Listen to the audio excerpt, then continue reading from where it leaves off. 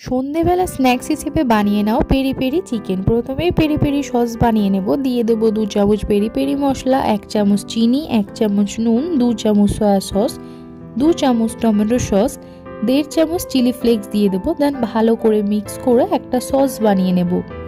মশলার জন্য নিয়ে নিলাম ক্যাপসিকাম, পেঁয়াজ, আদা রসুন আর পেরি পেরি সস দিয়ে এবার মিক্সারে ভালো করে একটা পেস্ট বানিয়ে নেব। আমি এখানে 5 টুকরো চিকেনের লেগ নিয়ে নিলাম, এরকম ছুরি দিয়ে কেটে নিলাম। অন্যদিকে প্লেটের মধ্যে বেটে রাখা মশলাটা নিয়ে নিলাম। এবার চিকেনের লেগগুলো দিয়ে ভালো করে ম্যারিনেট করে 2 থেকে 3 ঘন্টা ফ্রিজে রেখে দেব। এবার একটা প্যান বসিয়ে এর মধ্যে সাদা তেল দিয়ে দিলাম। দিয়ে এবার চিকেনগুলো লো ফ্লেমে হালকা করে ভেজে নেব।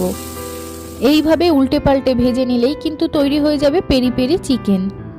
ওপর থেকে পেরি পেরি মশলা দিয়ে দিলাম। ভিডিওটা ভালো লাগলে লাইক করো আর সাবস্ক্রাইব করে পাশে থেকো। বাই।